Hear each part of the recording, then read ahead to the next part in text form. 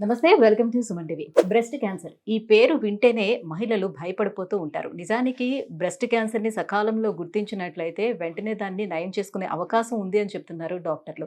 అయితే బ్రెస్ట్ క్యాన్సర్ని ఏ రకంగా మనం గుర్తించాలి? కేవలం నొప్పి ఉంటే మాత్రమే అది క్యాన్సర్ గడ్డ అని అనుకోవాలా? బ్రెస్ట్ క్యాన్సర్ ఓన్లీ లేడీస్లో మాత్రమే వస్తుందా? జెంట్స్లో కూడా మనం చూడొచ్చా? ఈ విషయాలన్నీ అడిగి తెలుసుకుందాం. మనతో పాటు ఉన్నారు డాక్టర్ సాయిలక్ష్మి దయాన గారు, gynaec oncologist from Apollo hospital, Jubilee hills. Hello ma'am.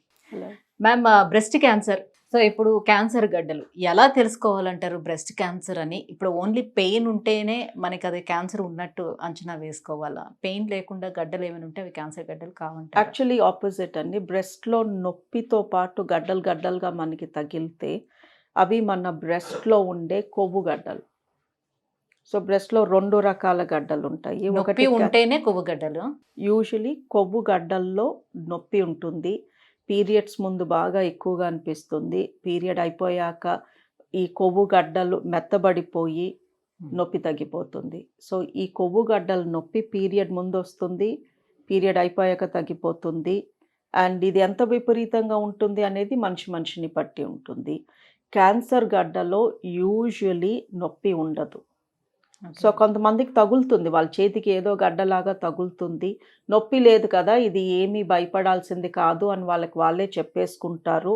3-4 నెలలు అలా వెయిట్ చేస్తారు. ఆ గడ్డ పెరుగుతుంది, పెరిగాక అందులో నొప్పి స్టార్ట్ అయింది అని అబ్జర్వ్ చేసినప్పుడు they will come to us. So cancer గడ్డ 2 వైపులా ఉండదు, ఒకవైపే ఉంటుంది. నొప్పి యూజువలీ ఉండదు, 90% ఆఫ్ ద టైమ్స్ నొప్పి ఉండదు. అండ్ ఈ గడ్డ పెరుగుతూ వస్తుంది, తగ్గదు. పీరియడ్ అయిపోయాక మెత్తపడిపోయింది, అది మాయమైపోయింది ఇలాగా ఉండదు. It will keep growing. So ఎవరికైనా నొప్పి లేదు బట్ చేతికి గడ్డ తగులుతుంది అంటే వాళ్ళు ఖచ్చితంగా వచ్చి చెక్ చేయించుకోవాలి. పీరియడ్ ముందు 2 వైపులా గడ్డలు తగులుతున్నాయి, నొప్పిగా ఉన్నాయి, పీరియడ్ అయిపోయాక తగ్గిపోయింది అంటే అది క్యాన్సర్ లక్షణం కాదు. సో సెల్ఫ్ ఎగ్జామినేషన్ కూడా పీరియడ్స్ బిఫోర్ చేసుకోవాలంటారా? పీరియడ్ అయిపోయిన లాస్ట్ డే చేసుకోమంటాం. పీరియడ్ ముందు కూడా ఒక 1 వీక్ పాటు రొమ్ము కొంచెం హెవీగా అనిపిస్తుంది. So last day of the period అది గుర్తుపెట్టుకుని ఇవాళ నేను బ్రెస్ట్ ఎగ్జామినేషన్ కూడా చేసుకోవాలి అని పెట్టుకుంటే that is the right thing to do. Mammogram అనేది ఎన్ని ఇయర్స్ నుంచి స్టార్ట్ చేసుకోవాలి? అంటే మ్యామోగ్రామ్ అనేది చాలా పెయిన్ఫుల్గా ఉంటుందని చాలామంది భయపడుతూ ఉంటారు చేయించుకోవటానికి. ఎంతవరకు కరెక్ట్ అంటారు? మ్యామోగ్రామ్ అని మామూలుగా అయితే 45 ఇయర్స్ నుంచి ఎవ్రీ 2 ఇయర్స్ చేసుకోమంటాము. బట్ అమ్మకి కానీ అక్క చెల్లి వీళ్ళలో ఎవరికి అయినా బ్రెస్ట్ క్యాన్సర్ ఉన్నా, లేదా ఇంట్లో ఇద్దరికి అమ్మమ్మ పిన్ని, లేదా అమ్మమ్మ పెద్దమ్మ కూతురు, లేదా నాన్నమ్మ మేనత్త, అలా అటువైపు ఇద్దరు కానీ ఇటువైపు ఇద్దరికి కానీ బ్రెస్ట్ క్యాన్సర్ ఉంటే 35 సంవత్సరాల నుంచే మ్యామోగ్రామ్ చేసుకోమంటాము. మ్యామోగ్రామ్లో 6 ఎక్స్రేస్ వెళ్తాయి బాడీలోకి. ఈ ఎక్స్రేస్లో లో డోస్ రేడియేషన్ ఉంటుంది. రోజు మనం బయట తిరిగితే కూడా మన బాడీలోకి రేడియేషన్ వెళ్తుంది. సో ఈ కొంచెం రేడియేషన్ వెళ్తుంది అన్న భయానికి చిన్న వయసు వాళ్ళకి లేదా మాటికి మ్యామోగ్రామ్స్ చేయటానికి ఇష్టపడం. బికాజ్ ఆ కొంచెం ఎక్స్రేస్ కూడా ఎందుకు పంపించాలి అని. సో 45 ఇయర్స్ నుంచి ఎవ్రీ 2 ఇయర్స్. మనకి హై రిస్క్ ఫ్యామిలీ హిస్టరీ ఉంటే మటుకు అది 35కి దించుతాము. ఐహెచ్ 35 నుంచి చేపించుకోమంటాము.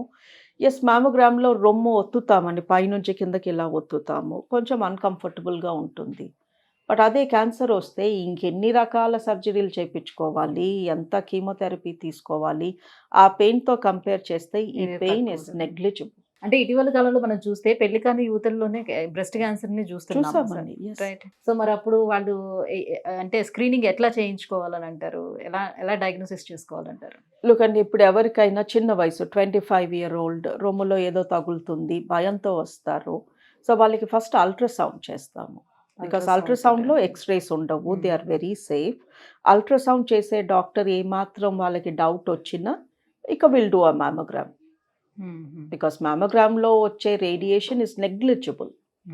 సో బట్ మనకి రిస్క్ ఉంది ఆర్ భయం ఉంది, ఇప్పుడు ఏదో ఒక రకంగా నేను ప్రూవ్ చేయాలి ఇది క్యాన్సర్ కాదు అని, దాని ఏజ్తో సంబంధం లేకుండా కూడా we do mammogram. So biopsy అంటే ఏంటి? ఎందుకు బయాప్సీ చేయించుకోవడానికి చాలా మంది భయపడుతూ ఉంటారు?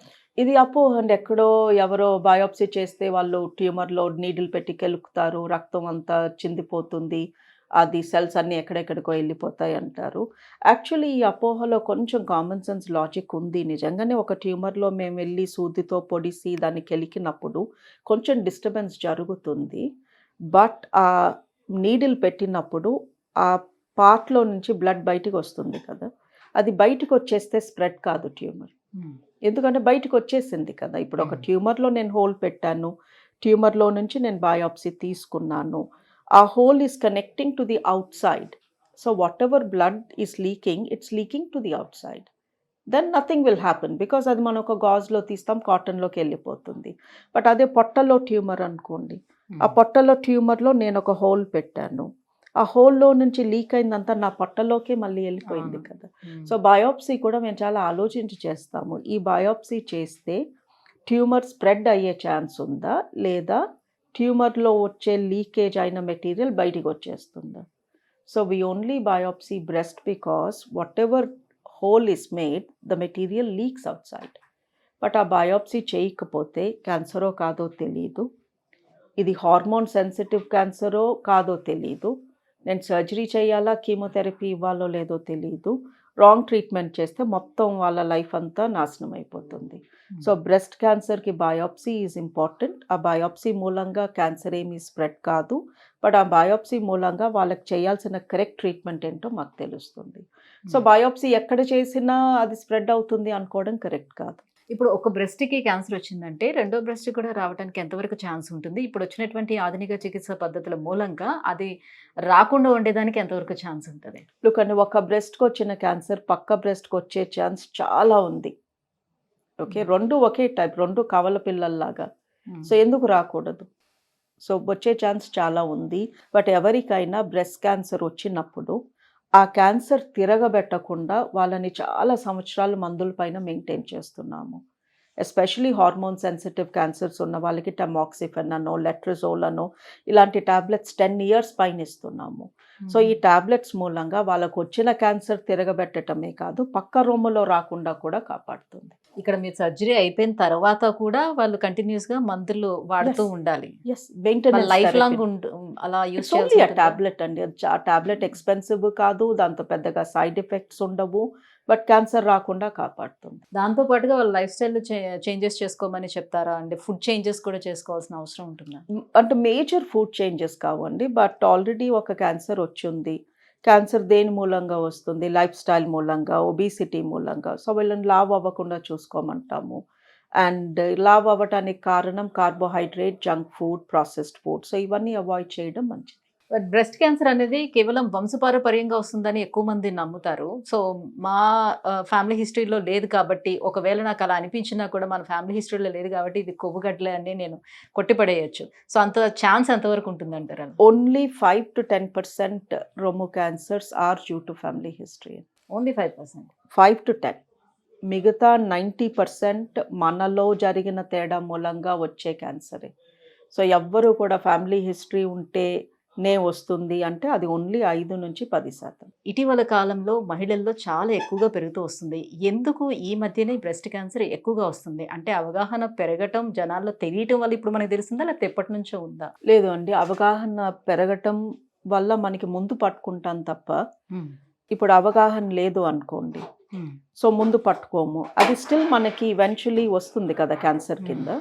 సో అవగాహన మూలంగా ముందు పట్టుకుంటున్నాను తప్పించి అవగాహన మూలంగా క్యాన్సర్ కేసెస్ ఎక్కువ చూడట్లేదు.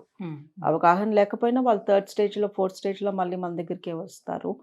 సో అవగాహన ఒక్కటే కారణం కాదు, mainly we think it is our life style and plastic consumption పెరిగి, బికాస్ ఎక్సర్సైజ్ చేసే వాళ్ళల్లో, వెయిట్ తక్కువగా ఉన్న వాళ్ళల్లో, పిల్లలు పుట్టిన వాళ్ళల్లో, బ్రెస్ట్ ఫీడ్ చేసిన వాళ్ళల్లో కూడా we're seeing lot of breast cancer. So ఒకప్పుడు ఇది మన లేజీ లైఫ్ స్టైల్, మనం పెద్దగా పని చేయట్లేదు ఈ మధ్యన, లేడీస్కి ఇంట్లో పని తగ్గిపోయింది, అండ్ ఫుడ్ ఇంటేక్ ఎక్కువైంది, అండ్ ఎక్సర్సైజ్ తగ్గిపోయింది, అంటే కంఫర్ట్ లెవెల్స్ పెరిగినాయి, ఇంట్లో లాట్ ఆఫ్ ఎమ్యూనిటీస్ ఉన్నాయి కదా ఇప్పుడు మనకి ఇంట్లో పని చేసి పెట్టడానికి. సో ఇవన్నిటి మూలంగా మనము చూస్తున్నామా అనుకున్నాము. తర్వాత ఏషియన్ సబ్ కాంటినెంట్స్లో, అంటే డెవలపింగ్ కంట్రీస్లో కూడా వీఆర్ సీయింగ్, విలేజర్స్లో కూడా we're seeing lot of breast cancer. Then they are focusing on probably మన intake of polymers has increased. అంటే అన్ని ప్లాస్టిక్ వాడుతున్నాము, ప్లాస్టిక్ కవర్లు, ప్లాస్టిక్ గిన్నెలు, plastic water bottles, everything is plastic. So ఇవన్నీ మన బ్లడ్లో సర్క్యులేట్ అయ్యి మనకి క్యాన్సర్ వచ్చే రిస్క్ పెరుగుతుందా is one assumption. What ever the reason, cancer, breast cancer మట్టుకు ఒక వీడ్ లాగా పెరిగిపోతుందని, అంటే దానికి లిమిట్ లేకుండా పెరిగిపోతుంది. రైట్. ఒబేస్ ఉండే మహిళల్లో ఎక్కువ రిస్క్ ఉంది అని చెప్తున్నారు. At the same time breast feeding ఇవ్వని మహిళల్లో కూడా అదే రిస్క్ ఉంటుందంటారా? ఇప్పుడు బ్రెస్ట్ క్యాన్సర్కి హార్మోన్ ఇష్టము. ఈ హార్మోన్ మన పీరియడ్స్ ముందు మనం రిలీజ్ చేస్తాము. సో ఎక్కువ పీరియడ్స్ ఉంటే ఎక్కువ హార్మోన్ వస్తుంది, ఎక్కువ risk of breast cancer.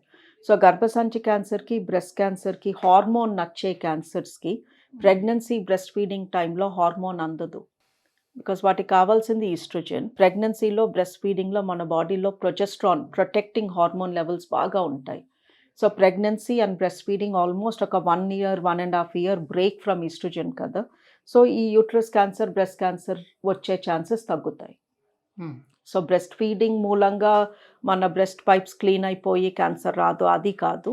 Breast feeding టైంలో మనకి పీరియడ్స్ రావు కాబట్టి అది ప్రొటెక్ట్ చేస్తుంది మనని. అంటే గతంలో ఎక్కువ మంది పిల్లల్ని కనేవాళ్ళు కాబట్టి వాళ్ళకి బ్రెస్ట్ క్యాన్సర్ ఎక్కువగా వచ్చేది కాదు. ఇప్పుడు జస్ట్ 1 child తోటి ఆపేస్తున్నారు కాబట్టి ఈ రిస్క్ ఎక్కువ ఉందంటారా? డెఫినెట్లీ అది కూడా ఒక పాయింట్ అండి. ఇప్పుడు మీరు సద్గురు చెప్పేవి వింటే ఆయన అనేవారు, ఆయన చిన్నప్పుడు వాళ్ళ మదర్స్ వాళ్ళందరికీ మ్యాక్సిమం 10 periods కూడా వచ్చేవి కావు వాళ్ళ లైఫ్ టైంలో. బికాస్ ప్రెగ్నెన్సీ, బ్రెస్ట్ ఫీడింగ్, మళ్ళీ ప్రెగ్నెన్సీ, మళ్ళీ బ్రెస్ట్ ఫీడింగ్ అలా జరుగుతూనే ఉండేది. బికాస్ సగం మంది పిల్లలు చనిపోయేవారు, ఒక్కొక్కరికి 10 మంది, 12 మంది పుట్టేవారు. పుట్టిన వాళ్ళకి 1-2 years బ్రెస్ట్ ఫీడ్ చేసేవాళ్ళు. సో మొత్తానికి ఒక ఉమెన్ లైఫ్లో హార్డ్లీ ఎనీ పీరియడ్స్ ఉండేవి. ఇప్పుడు అన్ని పీరియడ్సే, మధ్యలో ఎక్కడో ఒకటి ప్రెగ్నెన్సీ ఉంది. అంటే ఇప్పుడు డెలివరీ అయిన తర్వాత కొంతమందికి 1 month పాటు వాళ్ళకి బ్లీడింగ్ అనేది జరుగుతూ ఉంటుంది కొంతమందికి. సో వాళ్ళకి మళ్ళీ 6 monthsకో, 5 monthsకో, 6 monthsకో మళ్ళీ పీరియడ్స్ అనేది స్టార్ట్ అవుతుంది. మరి కొంతమందికి 1 monthలోనే, డెలివరీ అయిన 1 monthలోనే స్టార్ట్ అయిపోతుంది. సో రిస్క్ ఎవరిలో ఎక్కువగా ఉంటుంది? ఎన్ని ఎక్కువ పీరియడ్స్ ఉంటే ఒక ఉమెన్కి అంత ఎక్కువ రిస్క్ అని. సో యాక్చువల్లీ బ్రెస్ట్ ఫీడింగ్ చేసే వాళ్ళకి it is very rare for them to menstruate. ఒక ఫస్ట్ 8 months వరకు యూజువల్లీ వాళ్ళకి periods Rao. If they breast feed for a year, అందులో 6 to 8 months పీరియడ్స్ సరిగా రావు. ఆ వచ్చిన పీరియడ్లో కూడా రొటీన్ హార్మోన్ కంటెంట్ లెవెల్స్ ఉండవు. So breast feeding time is very safe from cancer protection point of view.